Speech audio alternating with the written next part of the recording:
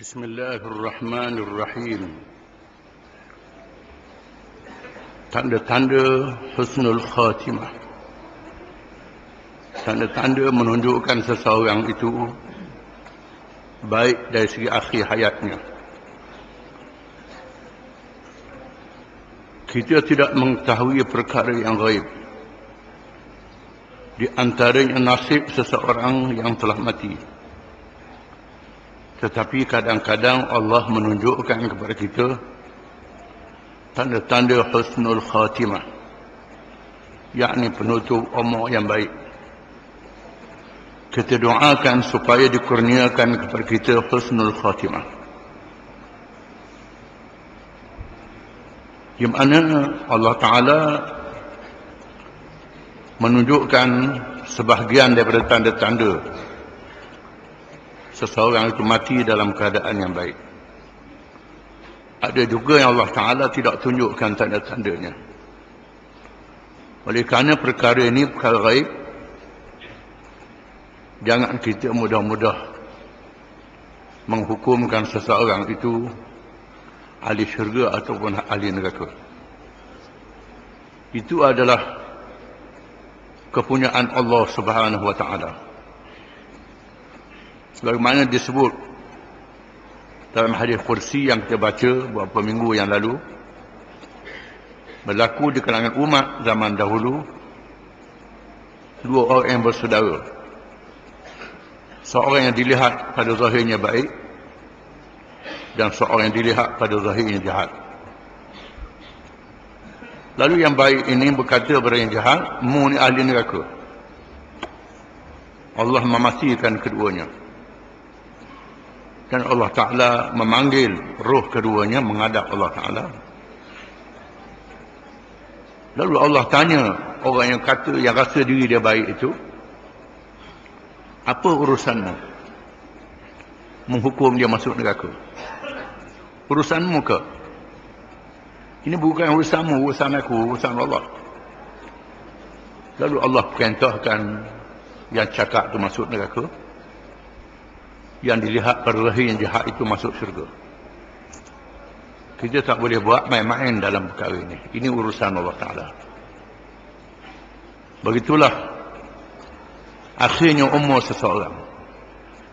Disebut dalam hadis, "Wa inna ahadakum la ya'malu bi'amali ahli al-jannah hatta ma yakun bainahu wa bainaha illa dhira' fayasbiqu alayhi al-kitab فيعمل بعمل أهل النار فيدخلها وإن أحدكم لا يعمل بعمل أهل النار حتى ما يكون بينه وبينها إلا ذراع فيسبق عليه الكتاب فيعمل بأهل الجنة فيدخلها."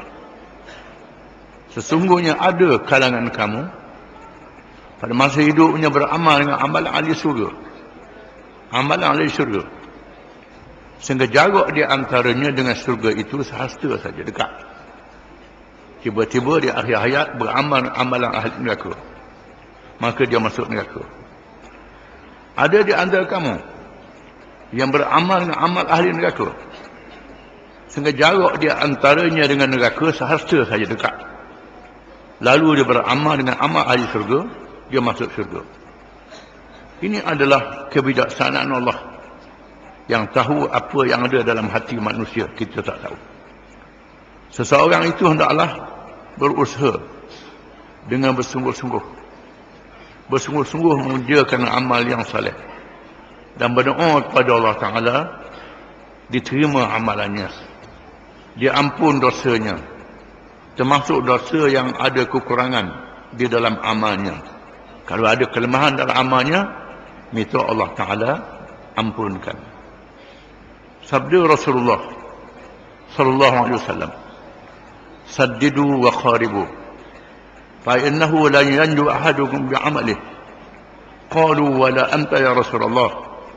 Qala, "Wa la ana, illa an yadkhula al-fadl minhu wa fadlin minhu." Maksudnya, betulkan amalan kamu, hampirkan diri kamu kepada Allah.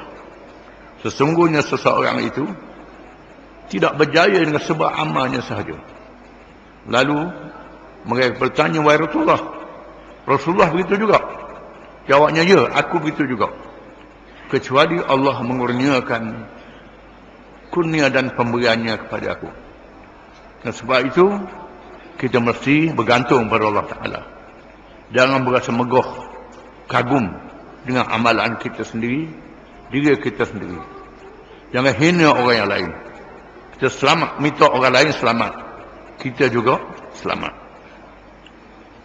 Di antaranya ialah tanda-tanda husnul khatimah. Tanda yang menunjukkan akhir umur seseorang itu baik. Yang pertama, mengucap kalimah syahadah ketika hampir mati. Bila hampir mati, dia mengucap la ilaha illallah. Itu saja. Tak sebut Muhammad Rasulullah pun tak apa. Kerana masa itu masa nafas yang singkat. Cukup dengan la ilaha illallah. Kalau sebut Muhammad Rasulullah pun tak apa. La ilaha illallah dah cukup. Dia sebut dengan kalimah syahadah. Kerana sabda Rasulullah sallallahu alaihi wasallam, "Man kana akhiru kalamihi la ilaha illallah, dakhala al-jannah." Akhrajahu al-Hakim wa ghairuh.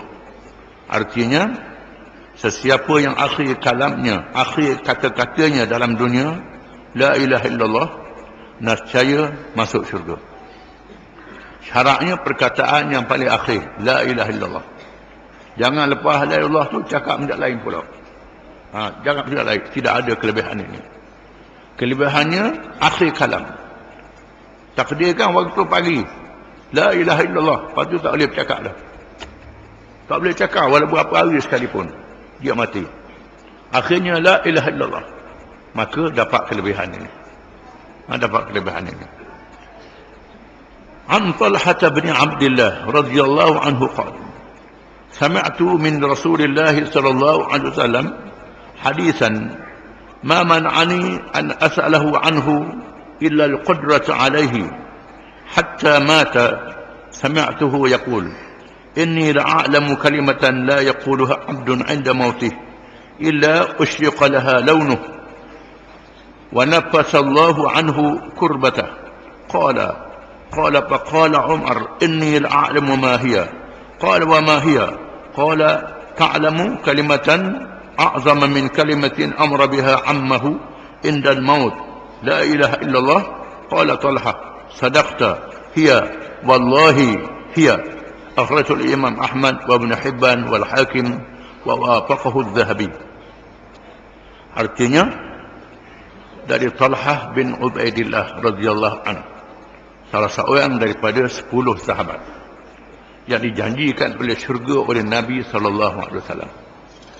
Talhah ni sahabat 10 yang awal-awal masuk Islam, yang dijanjikan syurga oleh Nabi sallallahu alaihi wasallam. Talhah bin Ubaidillah radhiyallahu anhu. Katanya, aku telah mendengar dari Rasulullah sallallahu alaihi wasallam satu hadis yang tidak menghalangku, kena baiki itu. Baiki perkataan ma mana'ani dengan ain, bukan ma mana'ani, ma mana'ani. Tidak menghalangku.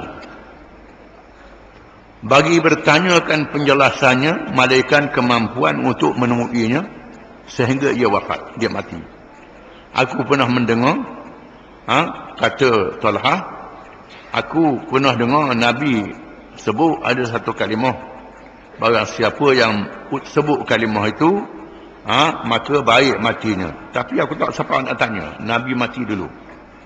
Aku pernah mendengar ia bersabda, sesungguhnya aku mengetahui satu kalimah yang tidak mengatakannya oleh seseorang hamba Allah ketika hampir matinya, malaikat Allah mencahayakan warnanya dan Allah melepaskan kesusahannya.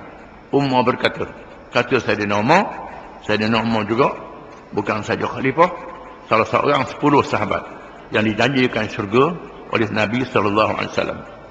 Kata Sayyidina Umar, aku mengetahui apa yang dia, Talhah berkata. Apa dia? Umar berkata, adakah engkau mengetahui kalimah yang lebih besar daripada apa yang diajar kepada bapa saudaranya ketika hampir mati, iaitulah kalimah la ilaha illallah.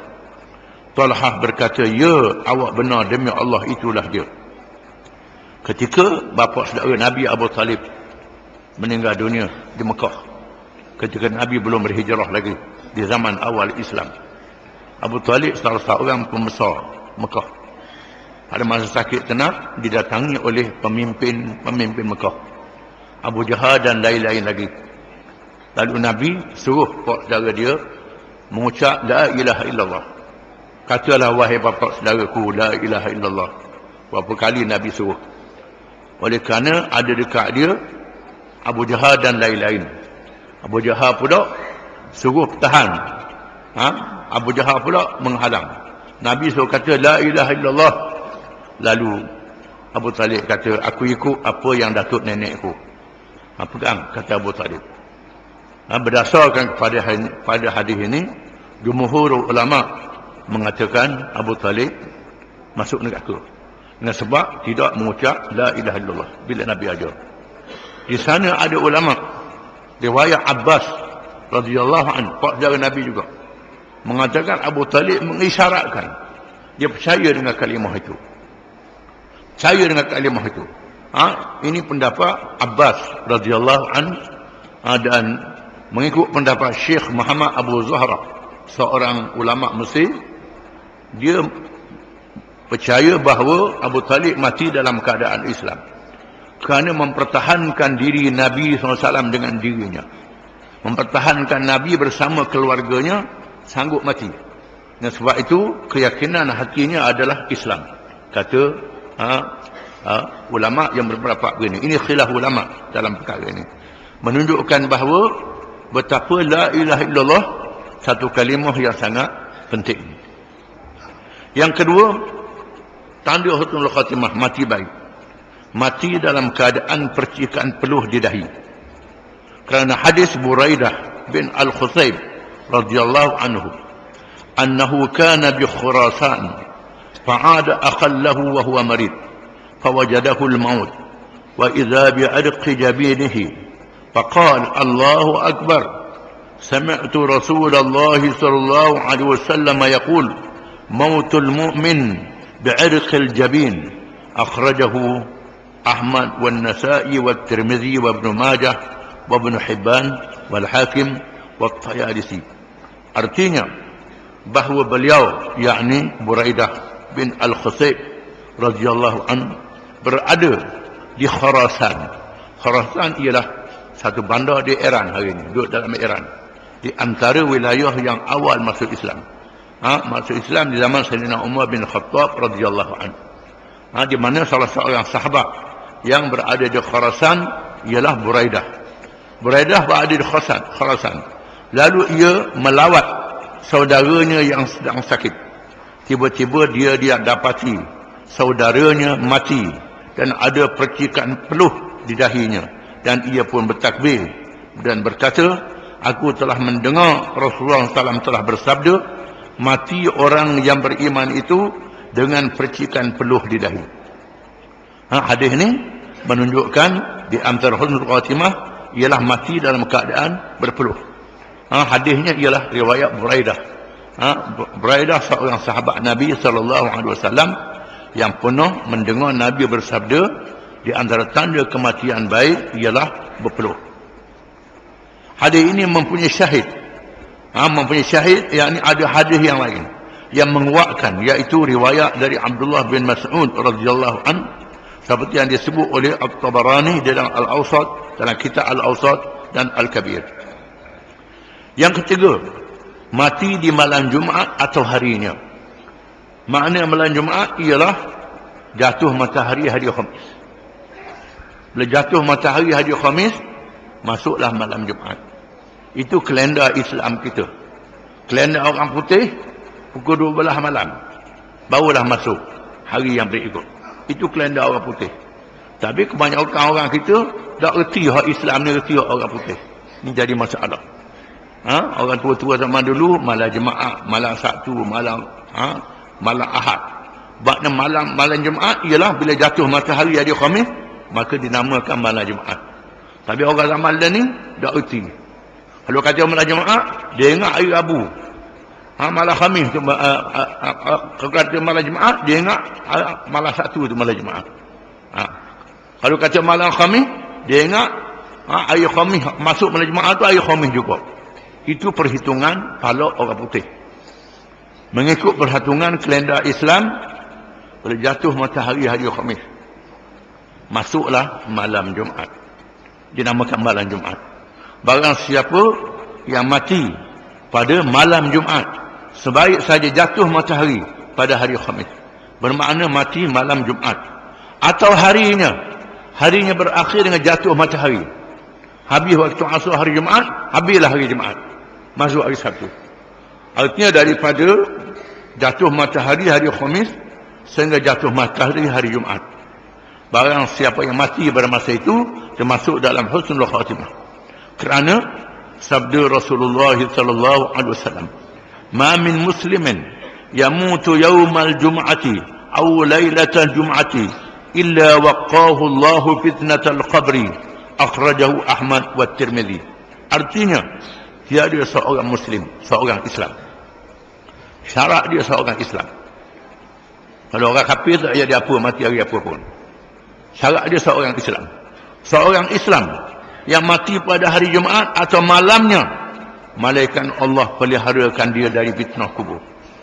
Kalau mati malam Jumaat dan hari Jumaat, dia pelihara daripada fitnah kubur. Yang keempat, mati syahid di medan perang jihad. Yang keempat, husnul khatimah ialah orang yang mati di medan perang menentang musuh-musuh Islam. Musuh-musuh Islam yang menghina Islam, yang menyerang negeri Islam, nak merosakkan orang Islam, dia berperang sehingga dia mati di medan perang, maka mati syahid.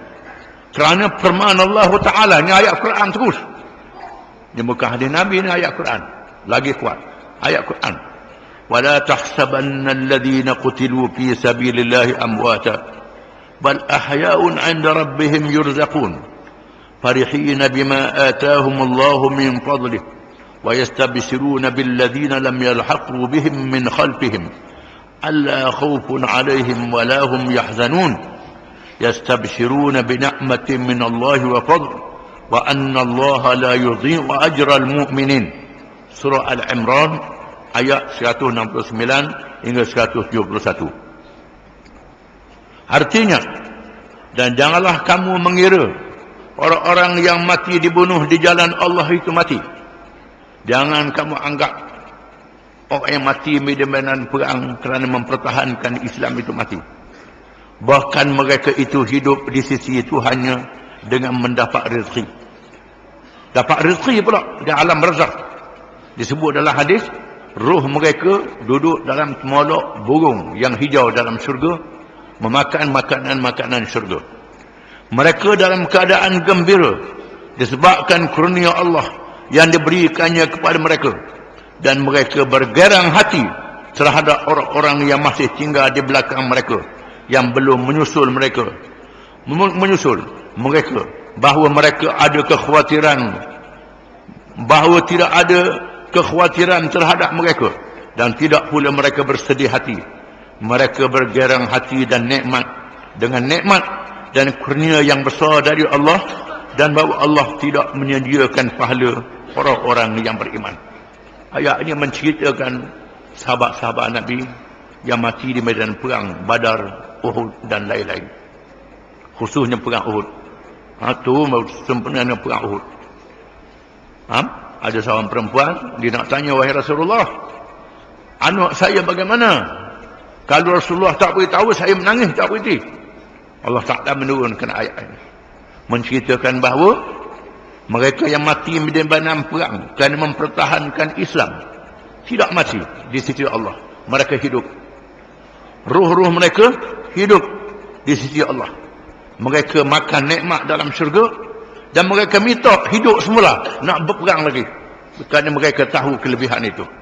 Mereka minta nak balik semula. Tuhan kata tak boleh balik. Tak boleh balik dah. Aku beritahu dah ke kawan-kawanmu. Allah turunkan ayat ini untuk beritahu kepada mereka yang hidup. Sabda Rasulullah sallallahu alaihi wasallam, "Lisyahid 'inda Allah sittu khisalin yughfaru lahu fi awwali daf'atin min damih wa yara maq'adahu min al-jannah wa yujaru min 'adzabil qabri wa ya'manu al-faza'al akbar wa yuhalla hilyatal iman wa yuzawwaju min al-huril 'ain wa yushafa'u fi 70 insanan min aqaribih. Akhrajahu at-Tirmidzi wa sahahahu Ibnu Majah wa Ahmad. Artinya, bagi orang yang mati syahid itu di sisi Allah mempunyai 6 perkara, 6 kelebihan. Diampunkan kepadanya pada semburan darah pertama.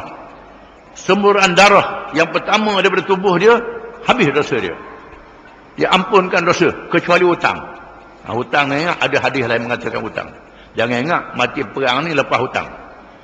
Kecuali perang fardu ain. Fardu ain ialah musuh sudah masuk dalam negeri Islam. Tak ada peluang lagi kena lawan. Itu lain cerita. Ada gantiannya. Ini perang fardu kifayah. Dia pergi perang kerana nak lepas hutang, tak boleh bayar hutang. Itu tak boleh. Hutang kena bayar. Dia perlihatkan tempatnya di dalam syurga. Kelebihan yang kedua, nampak tempat dalam syurga. Dia lepaskan daripada fitnah kubur. Selamat daripada soalan dalam kubur, fitnah kubur. Berada dalam keadaan aman ketika huru-hara di hari kiamat. Masa huru-hara hari kiamat, dia aman. Dihiaskan dengan perhiasan iman. Dikahwinkan dengan anak bidadari. Dan dapat memberi syafaat kepada 70 orang dari kalangan keluarganya. Dia boleh beri syafaat, boleh tolong 70 orang keluarga dia yang masuk neraka. Dia boleh lepaskan. Ini mereka yang mati syahid. Oleh kerana itulah di Palestin hari ini, orang Palestin berperang dengan Yahudi, berperang dengan Pisah lawan kereta kebal, Pisah lawan senjata roket, lawan senjata canggih. Dengan pisah sahaja mereka lawan. Dan tiap-tiap keluarga Palestin bila ada anak beranak dia mati syahid, suka. Kenapa? Kerana hari kiamat boleh beri syafaat 70 orang keluarga dia yang masuk neraka. Masuk syurga tak payah dah.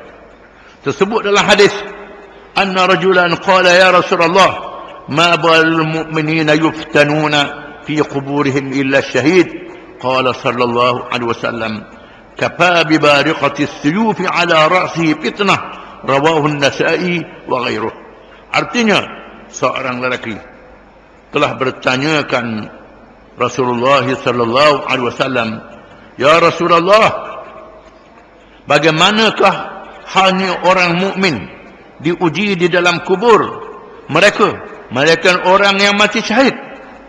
Pasal apa orang lain kena uji? Orang mati syahid tak kena uji dalam kubur. Sabda Nabi sallallahu alaihi wasallam, memadailah dengan kilauan pedang di atas kepalanya sebagai ujian. Cukup nampak pedang nak atas kepala dia, satu ujian. Allah Ta'ala selamat dengan ujian itu dalam kubur. Tambih, diharapkan juga mendapat kelebihan mati syahid kepada orang yang meminta supaya mati syahid dengan hati yang ikhlas walaupun dia tidak mati di medan perang. Termasuk dapat kelebihan syahid orang yang bercita-cita mati syahid dengan ikhlas.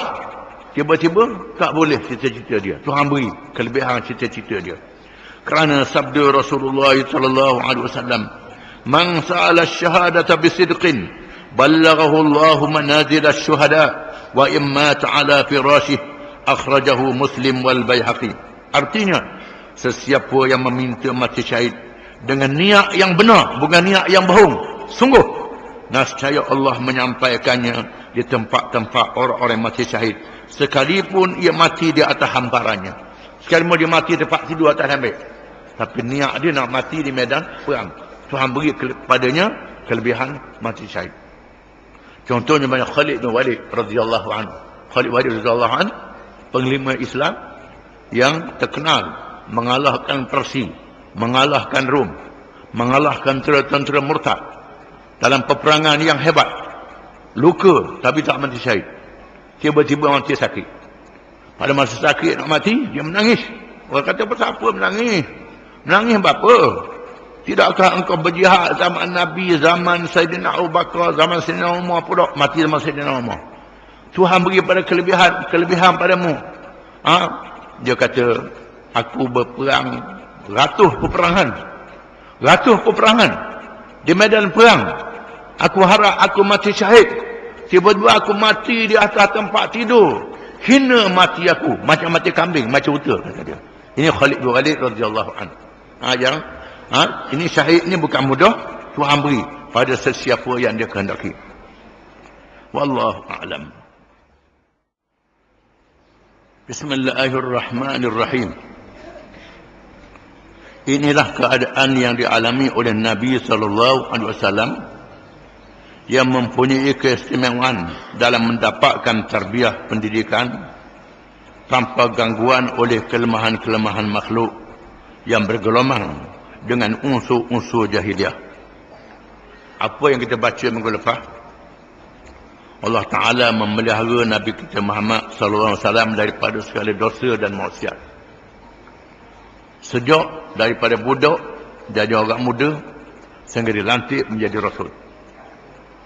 Kerana Allah Ta'ala nak didik, nak tarbiyah. Tarbiyah makna didik, nak asuh orang yang dilantik menjadi Rasul pada seluruh manusia. Bukan pada kaum bangsa dia saja, seluruh manusia sehingga hari kiamat. Sudah tentulah orang ini orang yang benar-benar dijaga, dipelihara, dididik oleh Allah Subhanahu wa Ta'ala. Sehingga Allah Ta'ala tak beri manusia campur langsung. Ayah dia mati, mak dia mati, toki dia mati, pak dara dia mati. Ini hikmat. Supaya tidak diganggu oleh sesiapa. Dan tidak ada ahli kitab di Mekah. Tidak ada tamadun di Mekah. Tidak ada ahli ekonomi, ahli politik di Mekah. Tidak ada penglima yang terkenal di Mekah. Tidak ada apa. Menunjukkan bahawa Nabi diasuh oleh Allah Ta'ala. Oleh itu Rasulullah SAW mempunyai kekuatan rohani dan jismani. Kekuatan roh, akal dan kekuatan tubuh badan. Malah di sana lahirlah kekuatan hujah dan keazaman dalam melaksanakan amanah kerasulan dari Allah Subhanahu wa Ta'ala. Abu Hurairah radhiyallahu anhu pernah mensifatkan dengan menegaskan, aku tidak pernah melihat orang yang lebih cantik dari Rasulullah SAW, di mana seolah-olah matahari terpancar di wajahnya, dan aku tidak pernah melihat orang yang lebih cepat berjalan dari Rasulullah SAW, seolah-olah bumi dilipat untuknya. Apabila kami berjalan bersama-sama, kami bersungguh-sungguh menguatkan diri, tetapi Nabi tidak begitu memenatkan dirinya. Ini kehebatan Nabi SAW yang dilihat oleh Abu Hurairah radhiyallahu anhu. Bukan sahaja rupanya yang hebat, termasuklah tubuhnya yang kuat, badannya yang kuat, yang gagah perkasa. Abu Hurairah kata bila berjalan dengan Nabi macam tak ada nak kejar. Cepat dia punya perjalanan. Ini kekuatan Nabi, macam bumi dilipat. Dalam hadis yang lain, seorang sahabat yang terkenal dengan suka bergurau balik dalam satu medan perang, berehat di satu lembah, semua tidur, lalu dia merangkak nak mengenakan Nabi SAW dengan melonggarkan pelana kudanya. Dia longgar pelana kuda Nabi, nak suruh Nabi jatuh. Bila sudah Nabi naik, pelana dia musing, tak jatuh Nabi, tak jatuh. Ini kehebatan Nabi SAW. Bukan sahaja ruhnya, akalnya, termasuk jasadnya. Apa yang disebut oleh Abu Hurairah ialah suatu ketika umur Nabi melebihi 40 tahun. Ketika mengharungi perjuangan yang dahsyat, mengerahkan fikiran dan memerlukan tenaga yang besar. Ini masa umur lepas 40 tahun. Abu Hurairah sebut ni. Bukan masa muda setelah 40 tahun nanti menjadi Rasul. Kekuatan rohaniyah baginda sallallahu alaihi wasallam pula dapat dilihat ketika baginda mengalami ujian, di mana Nabi menjadi orang yang paling tahan menghadapinya, iaitu sama ada ujian tekanan atau ujian kemewahan. Ketika menghadapi musuh dan segala ancaman, bagindalah orang yang paling berani dan tahan. Ketika Islam menang, Berkumpullah segala kemewahan di mana kekuatan ruhnya menjadi baginda sallallahu alaihi wasallam tidak bergelombang, cenderung dan tidak dapat dipengaruhi oleh sesiapa pun, supaya tunduk kepada kebendaan. Hati baginda bergantung kepada Allah. Allah Ta'ala buktikan di masa perjuangan Islam menghadapi musuh di Mekah, Nabi orang yang paling sabar menghadapi musuh-musuh ini. Kezaliman dilakukan oleh musuh, Nabi sabar. Termasuklah tawaran jadi raja, tawaran pangkat sehingga jadi raja, tawaran harta benda. Kita akan baca kemudian. Tak boleh menggoda Nabi SAW. Ini kekuatan roh. Di medan perang kita akan baca ketika perang Hunain yang terkenal, pada tentera Islam dikepung oleh tentera musuh. 10,000 tentera Islam lari bertempiaran. Nabi tak lari dengan 100 orang yang berada di sisinya, tak lari di medan perang. Ini kehebatan Nabi SAW. Ketika Islam sudah menang, harta melimpah ruah, banyaknya harta melimpah ruah, Nabi tak terpengaruh dengan harta benda itu. Menuju ke alam akhirat, mementingkan hari akhirat, walaupun harta benda ada di kelilingnya. Ini Nabi. Ada orang tu cakap sedap, tapi bila kena uji tak tahan. Ada yang kena uji susah tak apa, bila uji senang tak tahan. Uji harta tak tahan, uji pangkat tak tahan. Macam-macam orang Tuhan jadikan. Nak jadikan tahan semua tidak mudah. Hanya orang yang bergantung dengan Allah Subhanahu Wa Taala. Yang paling besar ialah Nabi kita Muhammad sallallahu alaihi wasallam. Segala yang berlaku pada dirinya tiada dapat ditandingi oleh sesiapa pun, dan menjadi sifat-sifat yang tertanam di dalam dirinya sejak remaja dan berpanjangan hingga wafatnya. Sifat ini sejak muda sehingga mati tak berganjuk dengan sifat yang kuat ini. Oleh itu memang benar dan percayalah kita dengan sesungguhnya bahawa baginda ialah Rasul pilihan Allah Subhanahu Wa Taala untuk manusia sejagat, untuk manusia seluruh dunia. Kelahiran baginda menjadi rahmat kepada seluruh alam.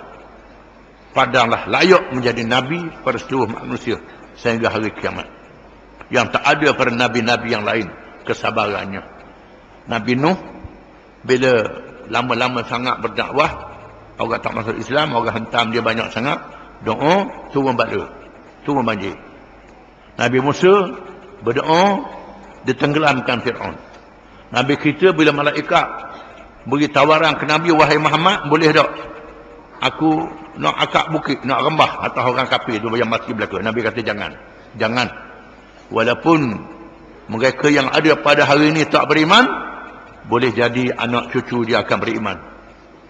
Kalau tak, dia anak cucu yang akan beriman. Ini kesabaran yang sangat kuat. Maka Nabi menjadi penghulu segala Nabi-Nabi dan Rasul-Rasul alaihi wassalatu wassalam.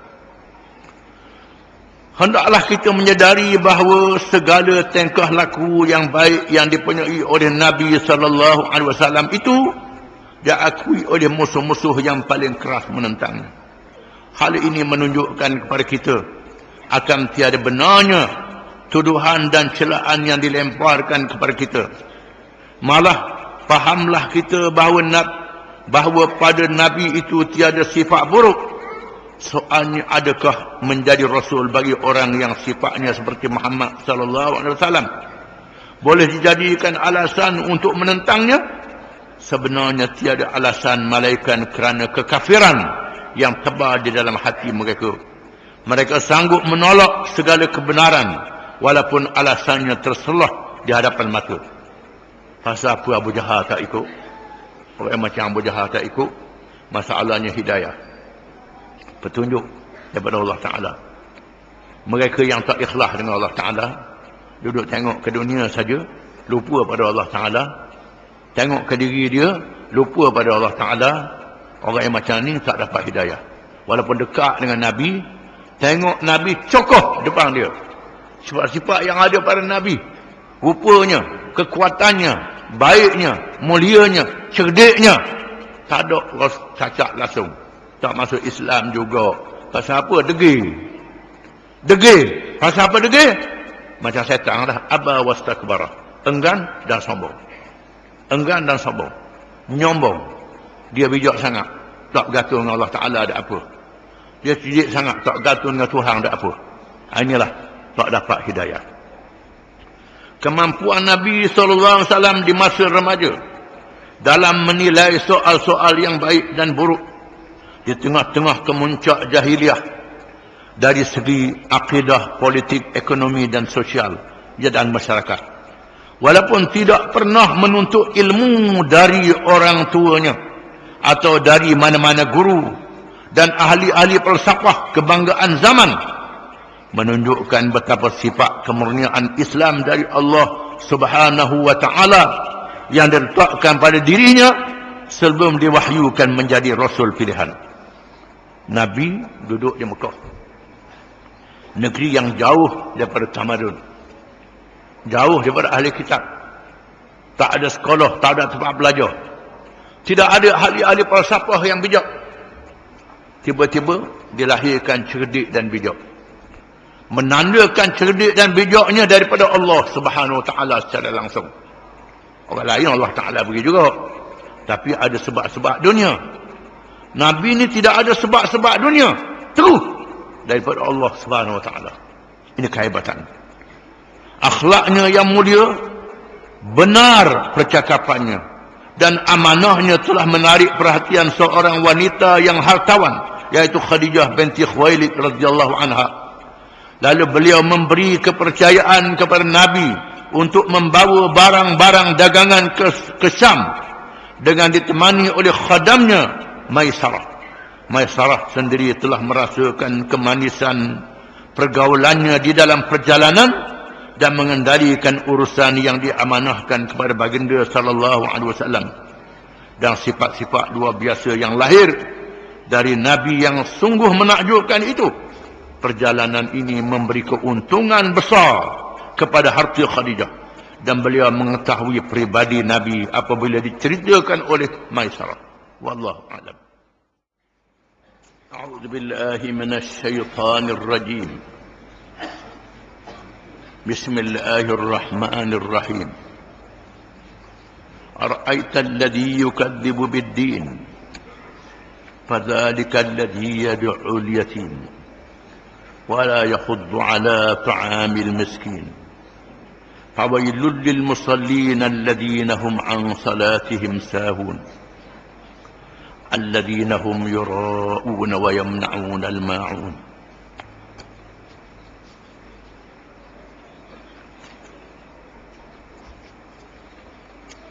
Dengan nama Allah yang Maha Pemurah lagi Maha Mengasihani. Tahukah engkau akan orang yang mendustakan agama, meliputi hari pembalasan? Orang itu ialah yang menindas serta berlaku zalim kepada anak yatim, dan ia tidak menggalakkan untuk memberi makanan yang berhak diterima oleh orang miskin. Kalau orang yang demikian dikira dari bilangan orang-orang mendustakan agama, maka kecelakaan besar bagi orang-orang ahli sembahyang, yaitu mereka yang berkeadaan lalai daripada menyempurnakan sembahyangnya. Juga bagi orang-orang yang berkeadaan riak dalam ibadat dan bawaannya, dan orang-orang yang tidak memberi sedikit pertolongan kepada orang yang berhak mendapatnya.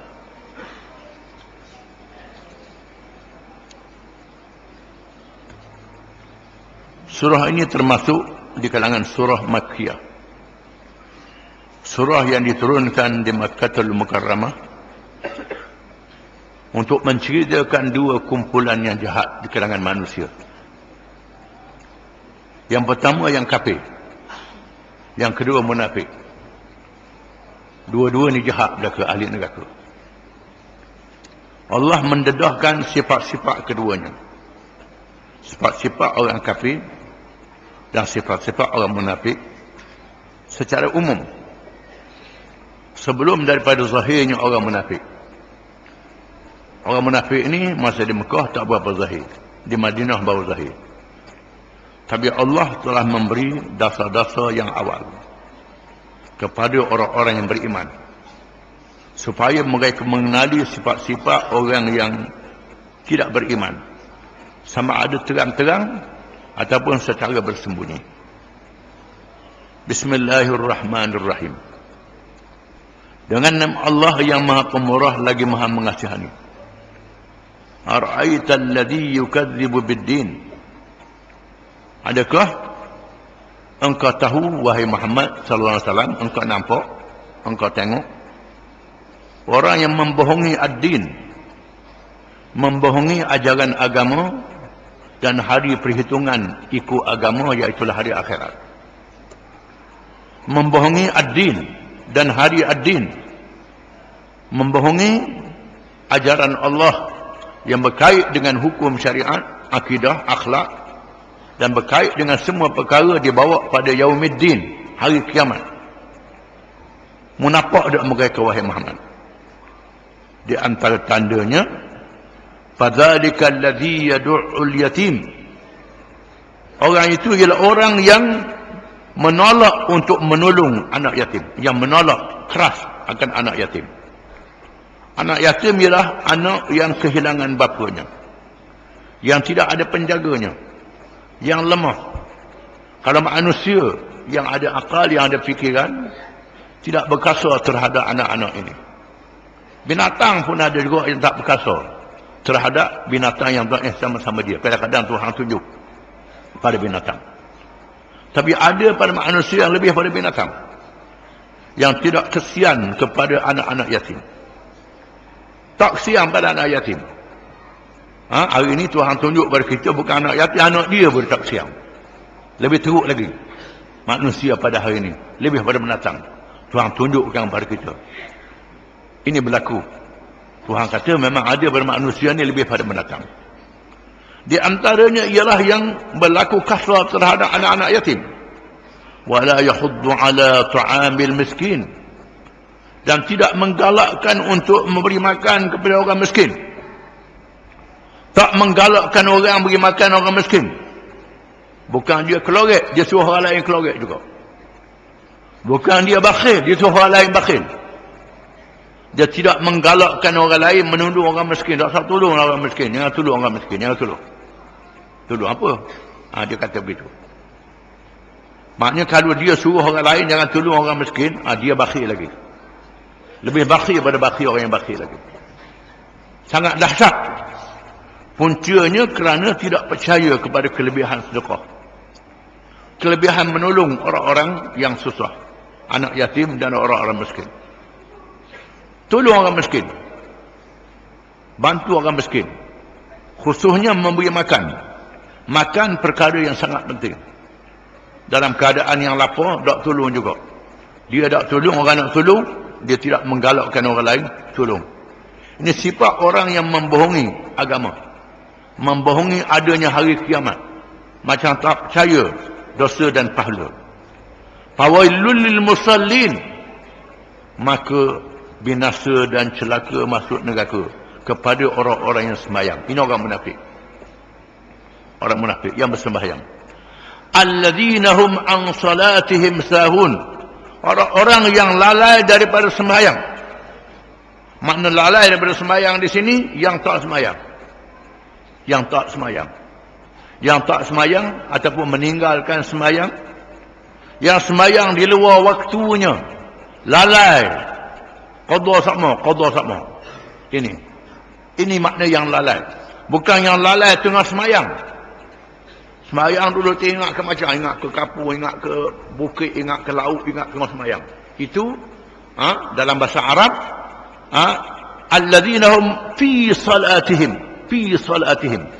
Kalau fi salatihim, dalam sembahyang dia lalai. Ini lain. An salatihim, maknanya lalai daripada menunaikan sembahyang itu. Ini kena faham. Ini bahasa Arab. Bahasa Arab. Terjemahan tu tak betul sikit. Terjemahan tu yang lalai termasuk lalai tengah sembahyang tu lalai.